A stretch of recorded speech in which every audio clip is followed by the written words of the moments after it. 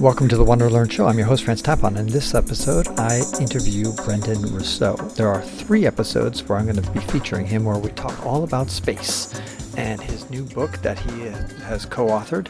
And the name of the book is called Space to Grow. In the first episode, we talk about what is different in outer space today. In the second, we talk about space tourism. And in the third, we talk about the Kessler syndrome, which could doom us to stay on Earth. He's an amazing guy. He has an amazing pedigree. He is the strategy manager for the New Glenn rocket at Blue Origin. He went to Williams College, where he has a bachelor's in astronomy and economics. He went to Phillips, Exeter. He's a teaching fellow at Harvard Business School. He went to Booz Allen as a consultant. This guy's done quite a bit. Hope you enjoyed this 3-part interview with Brendan Rousseau.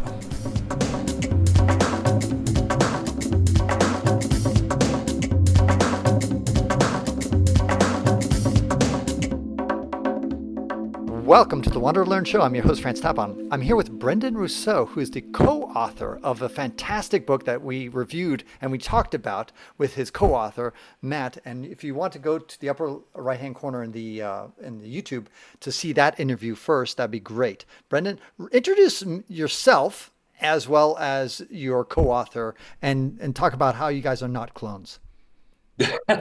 Sure. Francis, first, thanks for having me. As I mentioned before we started recording, I love the podcast. You've got 2 new fans in Matt and myself. It's awesome. It's optimistic, and we're really happy to be here. So thanks for the opportunity.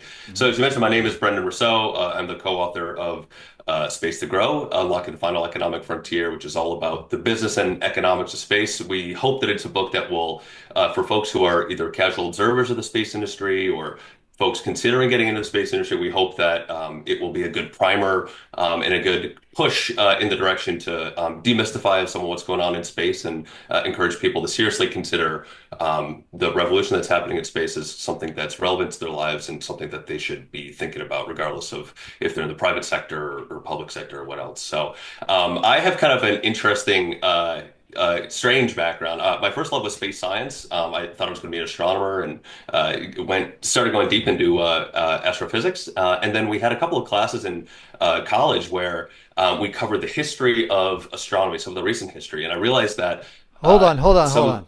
Yeah. Name me the despicable college that you went to. So, Francis, I was really hoping we could avoid this, but There's no avoiding. I know. I went to Williams College in Williamstown, Massachusetts, which is unfortunately the arch rival of the despicable school not to be named that happens to be somewhere else in Massachusetts. So I'm sorry, but that's where my love of space was forged. And in some of those classes, well, of course, because you're in the middle of nowhere, and what else can you do than look at the stars? We got nothing better than listen. I spent a lot of time Williamstown, Massachusetts. Exactly, you got more cows than cows than stars. I loved it. I absolutely loved it. It was a great place to focus and think about your place in the universe. But yeah, so in some of those classes, we were talking about the pace of astronomy, and it was so clearly linked to these generational space telescopes, where it's just like you create this new technology, and then it unleashes all new kinds of discovery. But they only happen like once every 20 or 30 years, and so that for me was sort of an aha moment where I was thinking, if I really want to make a difference in advancing my first love, which is space science, but also all these other really great sources of value that space technology can unlock, I better think about the economics of the industry and how we can best optimize the U.S. space enterprise. So that kind of set me on this journey of first understanding what is the U.S. space enterprise and how does it work. And I spent time on Capitol Hill. I spent the first 5 or 6 years of my career working at Space Systems Command, so the home of National Security Space Systems Acquisition. So working on some really interesting projects there, learning about... Is that different than Space Force? It's a part of the Space Force. Okay, yeah, got it. Yeah. Okay. So is it the private, or were you enlisted? No, I was a contractor. Okay, gotcha. Yeah, I was a contractor there.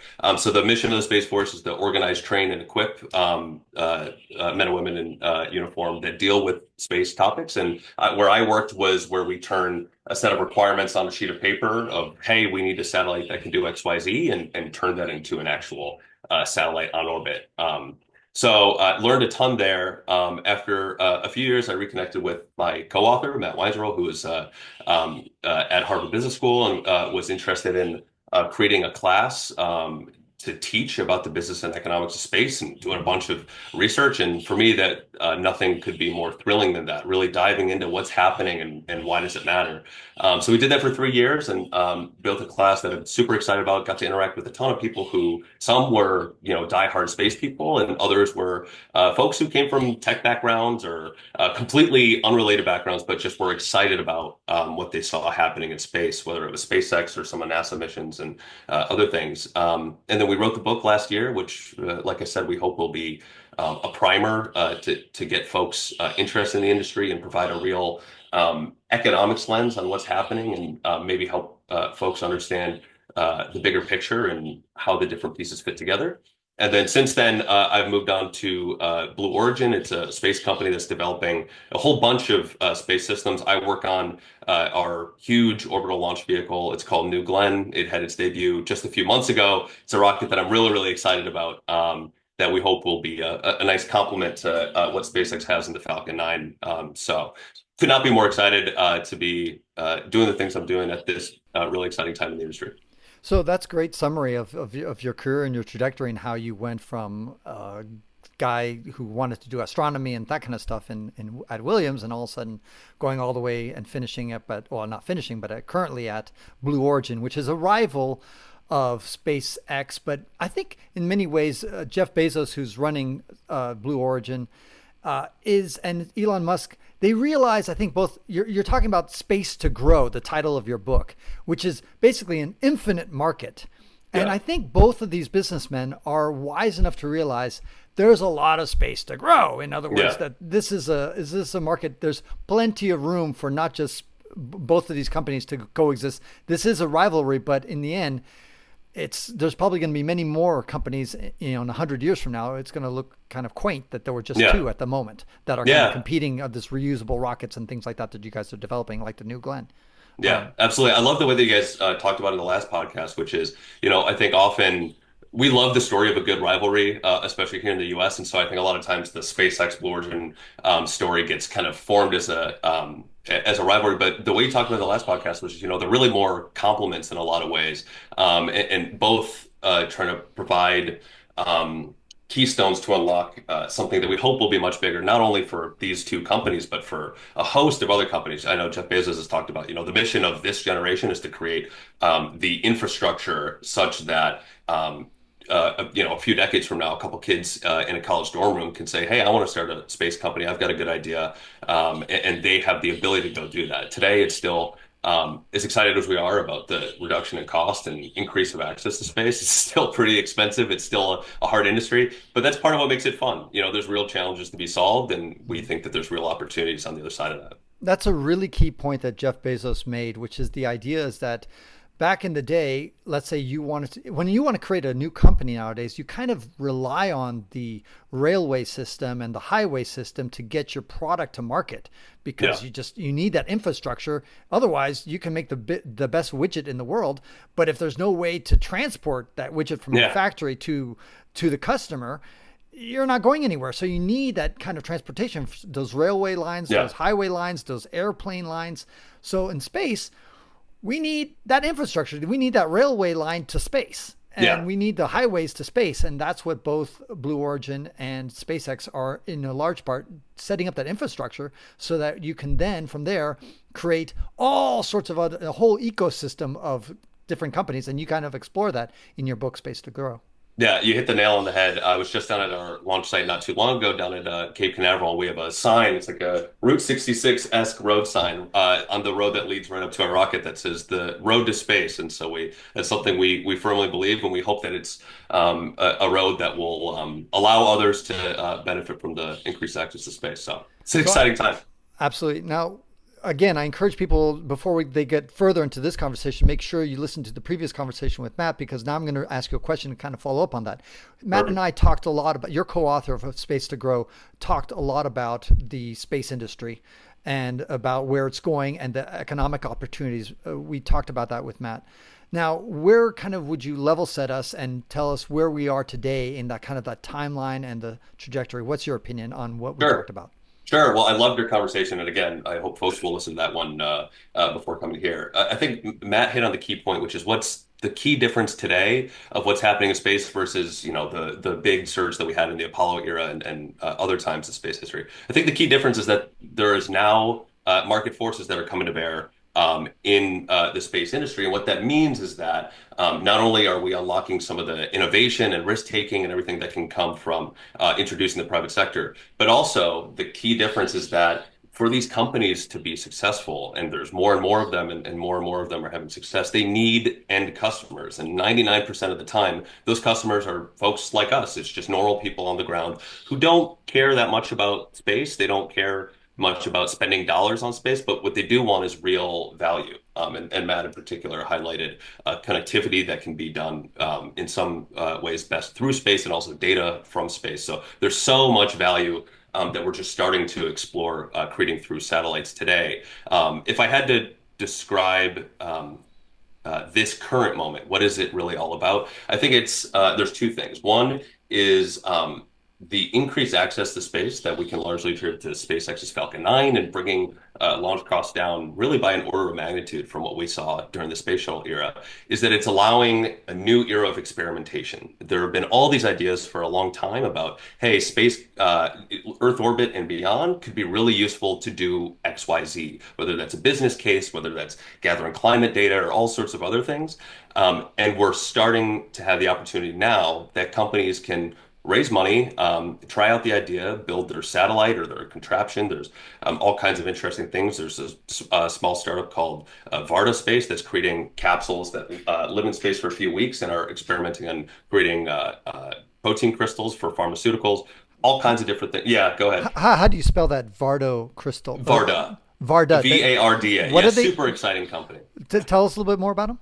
Sure, yeah. So Varda is a great example of kind of like one of the non-traditional applications of data in space. So what they do is they create these really interesting capsules. They're about 3 feet wide and they're kind of self-contained science experiments. And they've launched a few of them and they've had some success so far. They launch them into space and because they're in Earth orbit, they experience microgravity. So that's that weightlessness that you see astronauts having on the International Space Station. And their thesis is that because it's in microgravity and you're not like constantly having things pulled down by the force of gravity. You can create larger and pure crystals. And in this case, they're the active ingredients in pharmaceuticals. By weight, they're some of the most valuable commodities that exist. They're the amount of active ingredients that were used, for example, in the COVID-19 vaccine is not large at all by mass. I think someone said you could fit the active ingredient for all the vaccines that were used into like a couple of gallon jugs. They're not that big, super valuable. And of course, for folks who are suffering from diseases, that's an incredible potential application if you can create pure, more potent, more effective drugs in space. And for their first prototypes, they developed a protein crystals that's used for the treatment of HIV and AIDS. And so they're just one of the, at this point, hundreds of companies that's doing really exciting things in space. So they're a great example for me of the experimentation that we're starting to have more and more of in space. And again, the result of that isn't just that it's cool or makes headlines. It's that we think and we hope it'll result in real value for folks back here on Earth. So that's one part of it is that theme of experimentation. The other reason why I think we feel confident that this is not a flash in the pan thing, the reason why we call it a commercial space revolution, one that we think will continue to accelerate, is because there is so much work being done to continue to bring costs down, those fundamental costs of getting into space and doing interesting things in space. New Glenn, the program that I work on, is a good example. It's a very large reusable rocket that, again, is providing some more competition in the launch sector. And then, of course, the elephant in the room is SpaceX's Starship. It's by far the largest, most powerful, most capable rocket built in history. It's like a giant Sequoia, but much taller. It's intended to be fully reusable. And so when the access to space can be brought up and the cost can be brought down, that is just a great recipe for allowing the private sector to come in and test out more ideas. So it's a fundamentally exciting time. And I think the book captures some of that optimism. Absolutely. And I love the book, and I definitely recommend everybody to get it. Go to the link below. You'll find a link that goes to the Amazon page where you can pick up a copy. It's just came out a couple of weeks ago, and I highly recommend it. And that ends this episode of the WanderLearn podcast, where we explore travel, technology, and transformation. If you'd like to see the show notes with links to what we've talked about, go to wanderlearn.com and click on this episode. If you'd like to connect with me, just remember Tapon. That's my first initial and my last name. Tapon is always my social media username. My website is ftapon.com. Do you want to leave me an anonymous voicemail where you can make a comment or ask a question? Then go to speakpipe.com/ftapon. Furthermore, if you'd like to get rewarded for supporting my projects, then go to patreon.com/ftapon. That's where you can pick up some remarkable rewards for as little as $2 a month. Now, 5 quick favors. Number 1, subscribe to the WanderLearn podcast. 2, download it. 3, share it. 4, review it. And 5, sign up for my newsletter at wanderlearn.com. Our theme music was composed by Eric Stratman. This is Francis Tapon, encouraging you to wander and learn.